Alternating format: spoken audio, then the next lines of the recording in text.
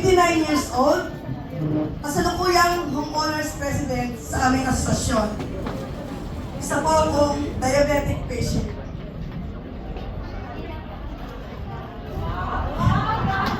Ito po ako ng 18 years old.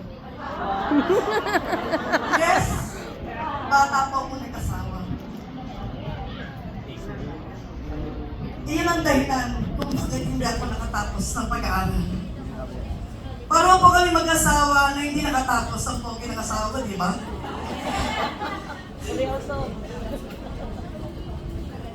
Meron po akong 5 anak na magkakasunod ang edad. Hindi po ako nakatapos ng pag-aaral. Kaya bilang isang magulang, pinilit po silang makatapos ng pag-aaral. Sa palagay. Itinaguhin po namin sila mag-asawa para po hindi sila matulad sa amin. Nilit ko po silang makatapos ng pag-aaral. Bilang magulang, isa lang po akong may bahay. Pero lahat po ng racket, pinasok namin mag-asawa. Iba-ibang racket po. Katulad po ng asawa ko, dati po siyang Maris, pero dahil sa umalis na nga po siya, kahit pagkakarpentero, pinasok niya. Kung nakikita niyo po, dati po akong pumasok ng factory worker. Nag-repack po ng mga chichirya sa Regent. Pumasok din po ako ng sales lady sa isang hardware. Ito po is Antipolo.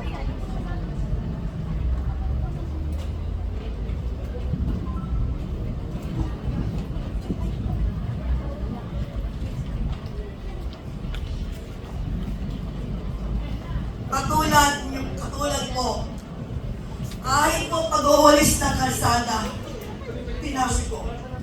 Kung makikita po ninyo, andyan si Michelle Mabasa. Ito po si Michelle Mabasa, co-at treasure ko po siya, kumbaga lagi po ako naghahanap para makadiskarte kami sa buhay, para kahit konting income, magkaroon po kami. Ito po, si Arlene, no? Ito po si Arlene Ritanya. Kaya nga po, sabi nga, kailangan lang eh. Sabi nga, talagang legit po na humahawak siya ng walis. Totoo lang, siguro every month or siguro sa loob ng isang taon, ilang beses din kami nagwawalis. Siyempre, ako yung presidente ng asosasyon. Kaya kaya kong ilapit yan sa mga politiko para kami makapagwalis.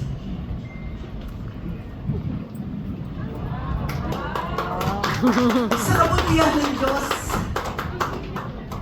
napagtapos namin mag-asawa, alam mo naman. Akala ko noon, oras na mapagtapos ko na ang mga anak ko sa pag-aaral, ay simula na ng bitawa ko sa buhay. Pero hindi pala. Sa mga panahong tinatagit ko ang pag-aaral ng mga anak ko sa kolehiyo, may nararamdaman na po ko na hindi maganda sa katawan ko. Pero binaliwala ko ang katawan ko dahil wala akong sobrang pera para makapagpa-check up. Nung matapos ko silang pag-aralin, doon lang po ako naglaan ng pera para mapating ko ang sarili ko. Nang magpunta ako sa doktor, ang sabi po niya sa akin, sabi ko, ayoko na po talaga kasi kung balik. Ang sabi niya po sa akin, may sakit na po akong diabetes.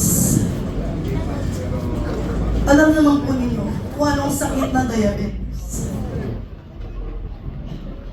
Dahil sa kahirapan, dahil sa pag-aaral ng mga anak, hindi ko po inintindi yung katawan ko. Kaya lumala po yung kalagayan ko.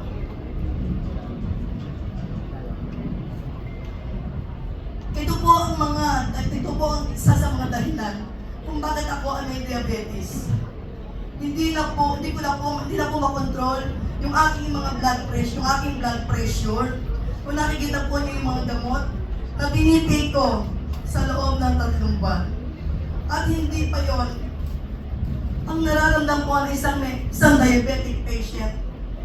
Ang pakiramdam ko, palaging may nakadagan na mabigat sa dibdib ko. Pero tinitis na. Hindi ako makatulog. Hindi rin ako gano'ng makakain. At ang isa pa, parang palagi akong pagod kahit kagigising ko lang. At ang pinakamahirap, yung hagdanan po namin, parang 13 baitang lang, hindi ko siya kayang akyatin.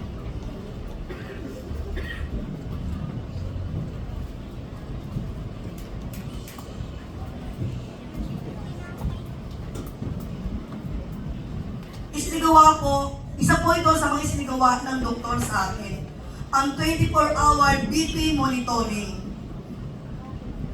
Kung titingnan nyo, ikinakabit po ang blood pressure monitor sa aking braso. Ito po, every time ito tumutunog, 24 oras pong nakakabit ang blood pressure monitor. Sa loob ng 24 oras. Ang isa pa pong isinagawa sa akin nang nalaman ako po ay diabetes. Ito pong stress test. May mga kinakabit na aparato sa aking katawan. Sabi nga, kailangan kong lumakad at tumakbo sa isang treadmill. Pero sa totoo lang, hindi ko kinaya. Dahil ang bigat-bigat ng dibdib ko, parang pagod na pagod ako. Sa edad kong 40 years old, na-diagnose akong may asthma. Ang tanong ko sa doktor, paano nangyari? Bakit ako nagkaganito? Ang sabi niya sa akin, dahil sa bumababa ang immune system mo, kaya bumababa ang immune system mo dahil sa kang diabetic na tao. Ang sabi ko po sa doktor, bakit nangyayari po talaga yun? Ang sabi niya sa akin, kapag ang isang taong may asthma, makalangap lang ng usok, hihingalin na.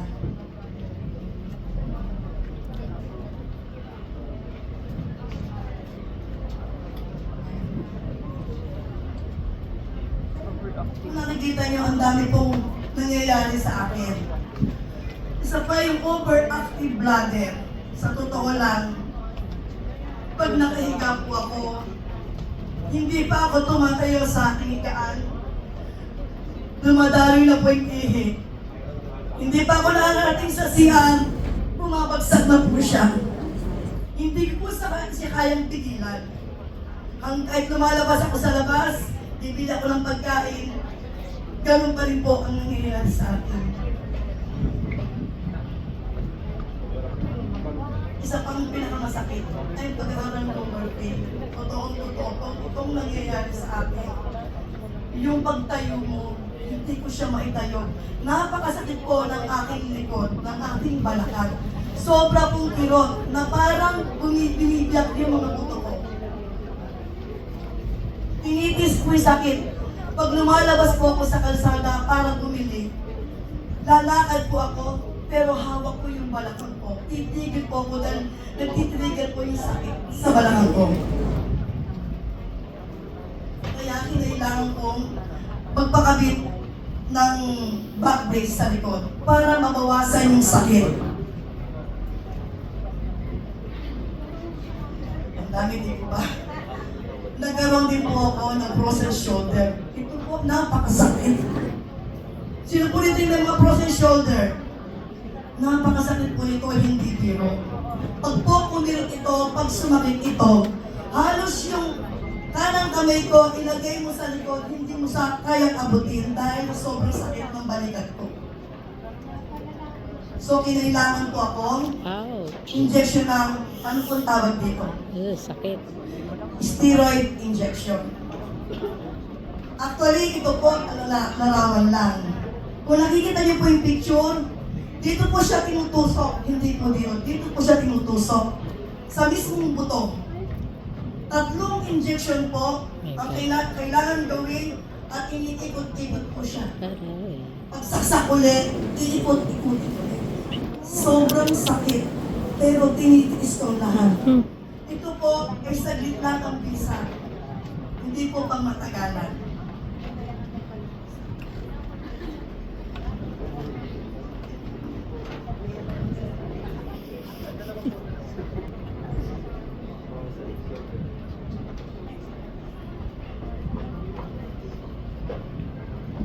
Sabi ko nga po sa doktor, sabi po ng doktor sa akin, babalik ka after 3 months. Pero sa totoo lang, ayoko na po siyang balikan. Dahil tinis ko lang po yung sakit, pero hindi naman din po ako gumaling. Hindi po gumaling ang frozen shoulder ko. Tiniis ko na lang po ang sakit, hindi na ako bumalik sa doktor. Ganyan po katigas ang ulo ko pagkapisan. Hindi ko talagang kayang tiisin ang mga sakit.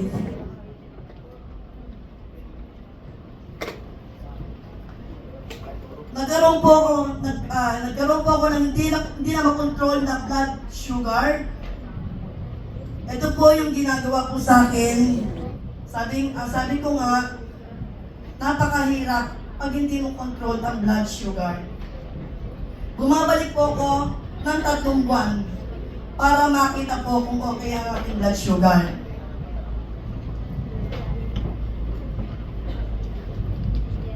Siguro narinig nyo na itong kwento na to.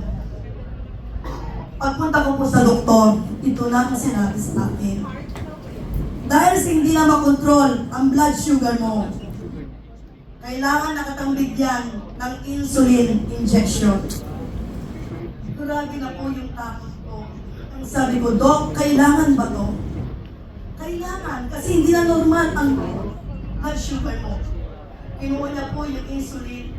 Sabi niya, itusok mo sa puso mo. Sabi ko, Dok, takot ako. Umiiyak po ako. Actually po, nung nakita ko yan, sabi ko, bakit kailangan pa? Bakit kailangan mo mag-insulin? Pero sabi ng doktor, hindi na talaga pwede, hindi ka bibigyan ito dahil ito ang kailangan mo. Ay hindi na nga nakukontrol yung blood sugar mo. So ano pong mangyayari? Sa nakita niyo, ang daming sakit na nararamdaman ko sa araw-araw. Sa dami po ng gamot na tinitake ko sa araw-araw, 10 gamot po siya na tinitake ko. Bukod pa yung insulin injection. Everyday po yun, 10 gamot plus insulin injection. Ano pong mangyayari sa akin? Pag uwi ko po sa bahay, nagkulong po ako sa kwarto. Hindi na po ako makausap. Nakatulala na po ako. Nakiramdam ko, patapos na ang buhay ko. Dahil ang dami ko pong nararamdaman na hindi naman ako pwedeng humingi ng tulong sa mga anak ko dahil ako to katawan ko to. Sa mga nangyari po sa akin, akala ko wala nang pag-asa ang buhay. Ayoko talaga umiyak pero palagi ang kwento to, palagi akala ko wala nang pag-asa ang buhay ko.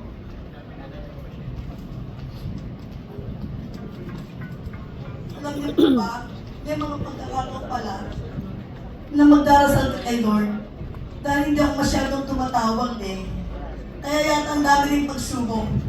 Kinausap ko po siya. Sabi ko, Lord, ano po nangyari sa atin? Hanggang kailan ang buhay ko? Bakit kailangan maranasan ko to? Isa lamang akong ina na kailangan ko lang itaguyod yung aking mga anak sa pag-aaral kung bakit napabayaan ko ang aking sarili. Alam niyo po ba, sabi ko, nakakulong ako sa kwarto. Lord, isang sign lang na kailangan kuling mabuhay. Kailangan ako ng mga anak ko. Kailangan nakita ko sila kung paano gumanda ang buhay. Dahil ginawa ko na po ang part ko bilang isang magulang. Pero si Lord, ibang gumalaw. Kinabukasan, pagising ko, pagbukas ko nung aking cellphone,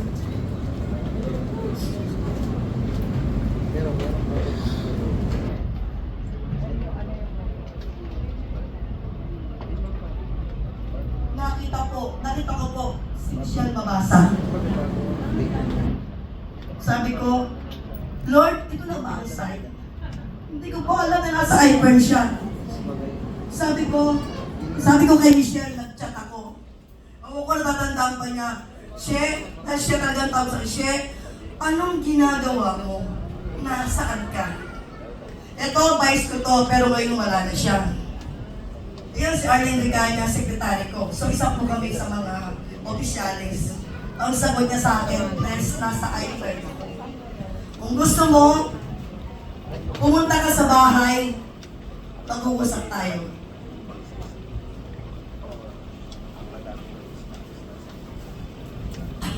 Yes.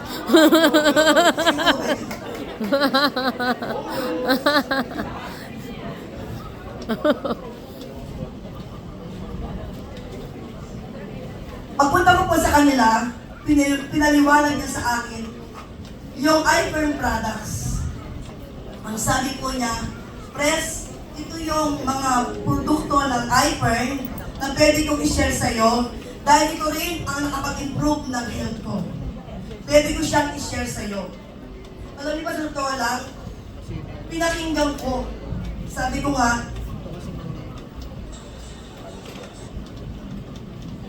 nga, kung kayo ang nasa kalagayan ko, sa dami ng iniinom kong 10 gamot sa isang araw at insulin injection, isasama pa ito. Iinumin nyo. Pero ako, iba. Dahil ito po, ang baka makagaling sa akin, bakit hindi?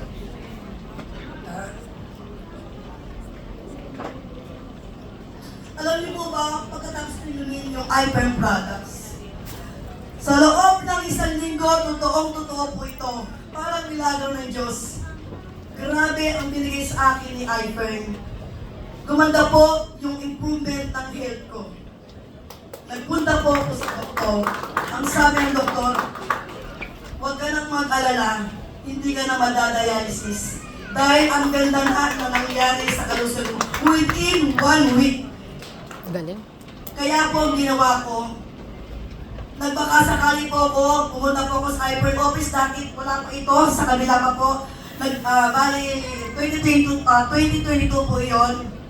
Pumasok ako, nakinig ako sa mga speaker. Dahil isa rin po akong ambisyosa. Pagpunta ko po doon, nakinig ako, pinakinggan ko po yung benefits ng product ni iFirm. Sabi ko, ito na ang pag-asa ko.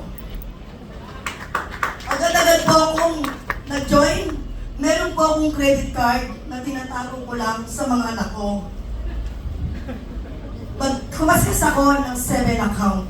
Dahil sabi nga, ang pinainom na sa akin ng Michelle noon is Power Trio. Pero dahil kailangan ko ng produkto, lahat po ito kailangan ko i-win. Kailangan po doon sa mga package na kailangan kong kuhanin, nandun po yun. Dahil ay pinapaliwanag ng mga speaker. Nag-join po ako kay iFirm September 1, 2022. Parang ganda.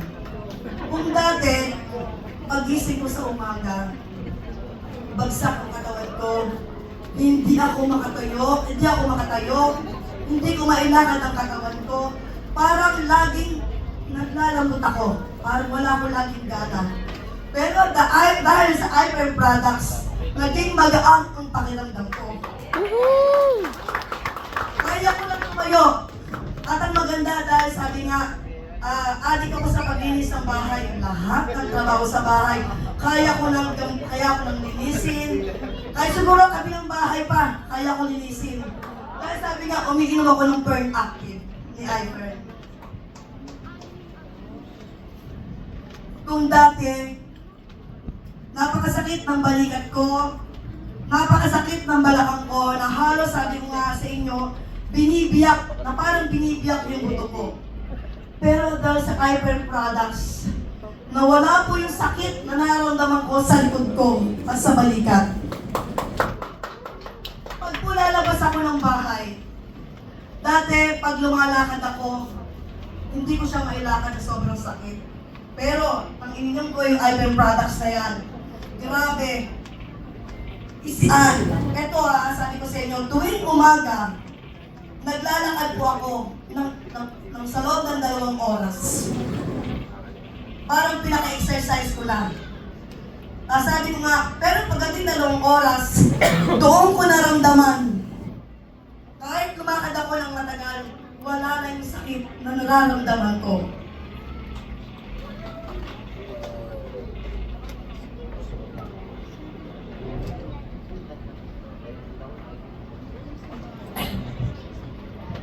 Kung dati po, makalanghap ako ng usok, hindi na ako makahinga.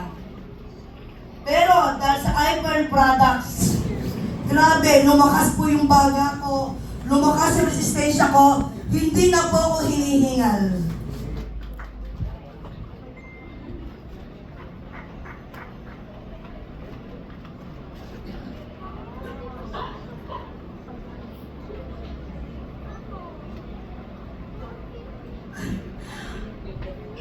Kung dati po, hindi po nagno-normal ang blood sugar ko dahil 250 plus.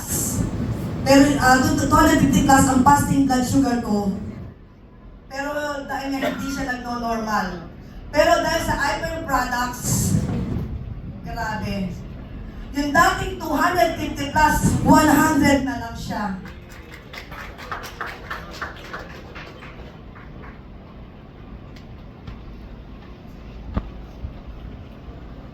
Sabi nga, dahil sa gumanda na yung aking blood sugar, yung aking blood pressure, dahil ito, kumbaga, naging magaan lang pakiramdam ko.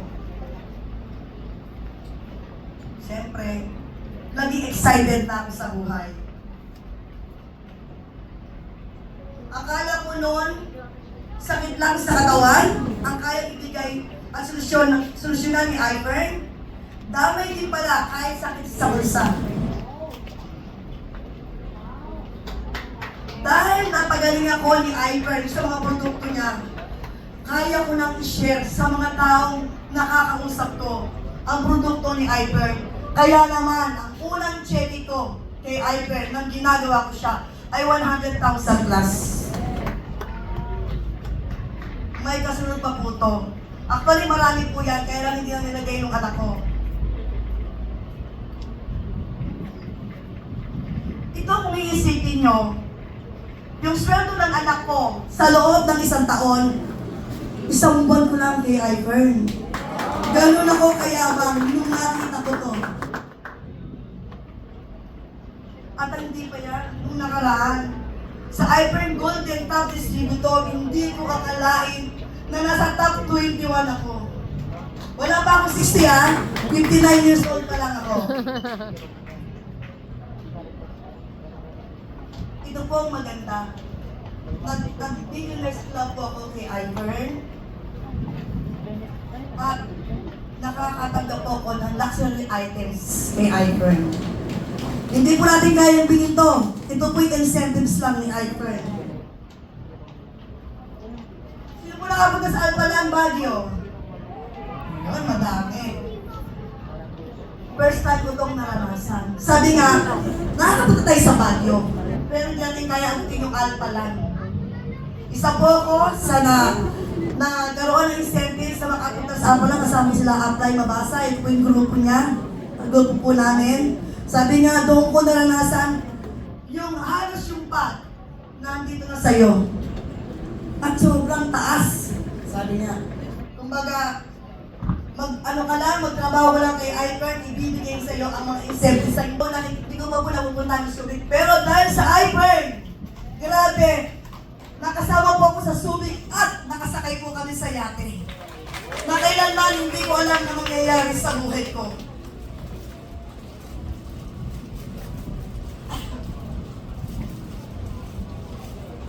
Alam niyo, kung natatakot ako noon. Sa nilalamunan ko, mahirap pala magsalita. Diyan na sila, sir. Medyo mahaba na siya. Una